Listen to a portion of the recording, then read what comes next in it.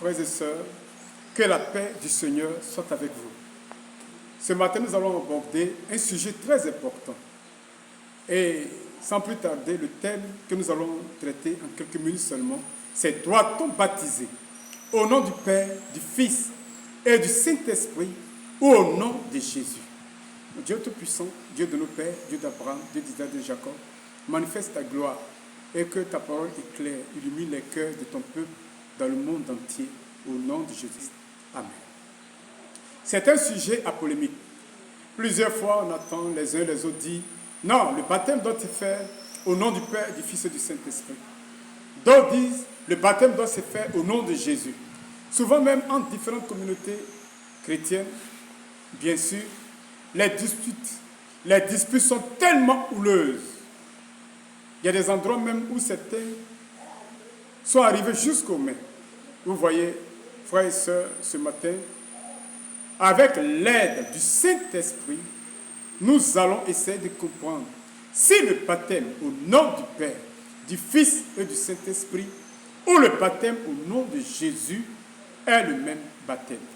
Nous allons lire dans Matthieu chapitre 28 au verset 19. Ça, c'est notre première lecture du Nouveau Testament. Et j'ai fait la lecture. Allez faire de toutes les nations des disciples, les baptisant au nom du Père, du Fils et du Saint-Esprit. Au verset 19, au acte chapitre 19, au verset 4, il est écrit: alors Paul dit, Jean a baptisé du baptême de repentance, disant au peuple de croire en celui qui venait après lui, c'est-à-dire en Jésus. Sur ces paroles, il fut baptisé au nom du Seigneur Jésus.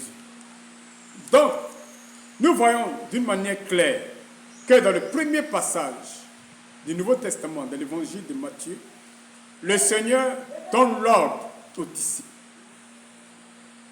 Après avoir bien sûr donné sa vie en sacrifice à la croix, comme le disent les Saintes Écritures, afin qu'avec son sang, il puisse racheter pour le Dieu Tout-Puissant les hommes de tous les peuples, de toutes les langues, de toutes les tribus, de toutes les races, tous les royaumes, toutes les nations, et faire d'eux un royaume de sacrificateurs pour le Dieu très haut. Jésus, lorsqu'il est mort pour nos péchés, il ressuscite pour nos justifications. Lorsqu'il a apparu à ses disciples, avant de monter au ciel, il leur a donné cette recommandation. Et cette recommandation que Christ donne aux disciples, c'est à toute l'Église, aux apôtres, aux prophètes, aux évangélistes, aux docteurs, aux pasteurs, aux anciens, aux diacres, etc. Il dit allez partout prêcher la bonne nouvelle aux nations. Celui qui croira et qui sera baptisé sera sauvé. Mais il a dit baptisez le nom du Père, du Fils et du Saint-Esprit. C'est le Seigneur qui l'a dit. Et de l'autre côté, l'apôtre Paul baptise au nom de Jésus. Et l'histoire me rapporte que les apôtres baptisent au nom de Jésus. Mais comment se fait-il qu'il y a deux tendances? Il y a ceux qui baptisent au nom du Père, du Fils et du Saint-Esprit, et ceux qui baptisent au nom de Jésus. Dans l'histoire, la plupart des grandes dénominations qui ont commencé à avoir lieu de notre époque, vous voyez, depuis le 5e siècle, le 6e, le 7e, le 8e, jusqu'à aujourd'hui, on voit que la plupart des grandes dénominations, dans les grandes dénominations, que ce soit ceux qui sont de la tendance catholique, vous voyez, évangélique, pentecôtiste, etc., les premières églises se sont basées sur les paroles du Seigneur, qui a dit baptisez-les au nom du Père, du Fils et du Saint-Esprit. Donc, il fut un moment, les disciples, l'église baptisée au nom du Père, du Fils et du Saint-Esprit. Après la montée de Jésus, après l'avènement de l'église catholique, quand les autres églises sont sorties, les autres frères sont sortis pour former d'autres dénominations qu'on appelle le grand groupe protestant évangélique pentecôtiste, le baptême se faisait au nom du Père, du Fils et du Saint-Esprit. Mais voici que le baptême au nom de Jésus refait surface. Et cela a commencé au XIXe siècle, pendant les réveils aux États-Unis. Et il y a eu des hommes de Dieu comme William Branham et autres qui ont dit que le baptême s'est fait au nom de Jésus comme les apôtres. Beaucoup soutiennent que le Seigneur, comme il est écrit, il est la pierre angulaire de l'Église. Mais il a fondé l'Église sur l'enseignement des apôtres. Donc beaucoup disent que On doit faire comme les apôtres. C'est ce qui est vrai, c'est ce qui sauve. Mais lorsque nous essayons de parcourir les Saintes Écritures, d'expliquer profondément les Écritures et qu'on essaie de voir ce qui est le plus important dans le baptême, on revient tout de suite à ce qu'on appelle la confession de foi. Quand on prend par exemple Romains chapitre 10, verset 9, la Bible dit quoi? Si tu confesses le Seigneur Jésus de ta bouche et si tu crois dans ton cœur que Dieu l'a ressuscité d'entre les morts, tu es sauvé. Donc aujourd'hui on a constaté que dans le monde entier, quelles que soient les dénominations chrétiennes, avant de baptiser le nouveau, le chrétien qui vient de se donner à Jésus, c'est le nouveau, le néophyte, le nouveau chrétien, dans l'eau du baptême, on lui demande, est-ce que tu crois que Jésus-Christ est le Fils de Dieu, le Sauveur du monde? Il dit oui. Est-ce que tu acceptes Jésus-Christ comme ton Seigneur, ton Sauveur personnel? Oui. Est-ce que dans les moments difficiles, dans les moments d'épreuve, tu vas continuer Jésus-Christ, le Fils de Dieu, le Sauveur du monde? Oui. Alors, sur ta confession de foi, je te baptise au nom du Père, du Fils et du Saint-Esprit pour certaines dénominations, ou je te baptise au nom de Jésus pour certaines autres dénominations. Donc, c'est la confession de foi qui est le plus important. Frères et sœurs, quelles que soient nos dénominations, c'est le fait de confesser Jésus-Christ comme le Seigneur, le Fils de Dieu, le Sauveur du monde, c'est ce qui nous sauve. Vous voyez, il ne faudrait pas qu'on s'attarde sur la formule qu'on utilise pour baptiser. Parce que ce qui est vrai dit au nom du Père, du Fils et du Saint-Esprit. Ce qui est aussi vrai, les apôtres ont dit au nom de Jésus.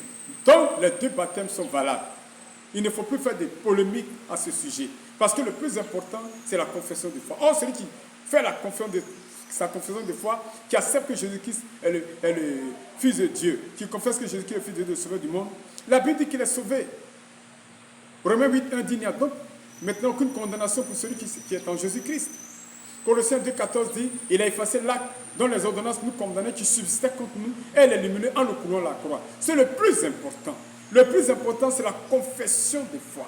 Si tu as confessé que Jésus-Christ est le Fils de Dieu, le Sauveur du monde, on t'a baptisé, c'est ce qui est le plus important.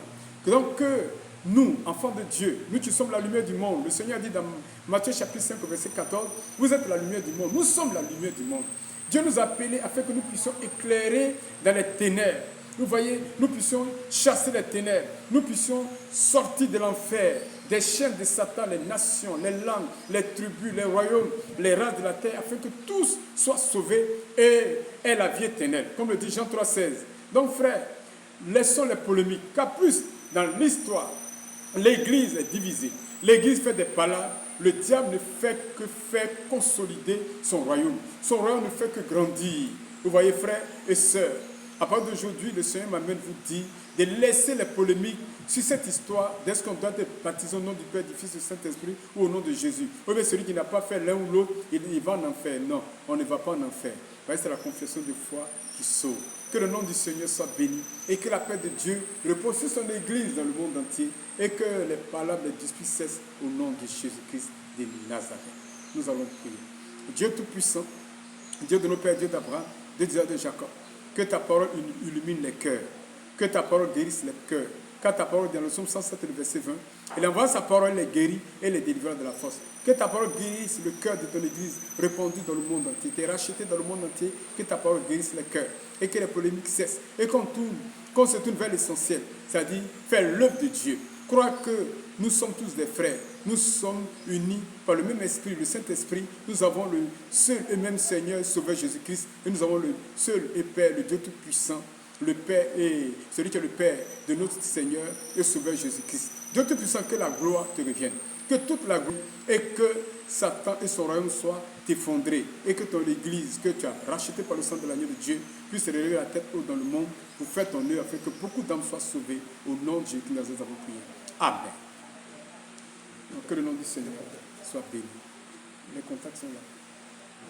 On écrit en haut que si tu veux, il va écrire, tu vas écrire.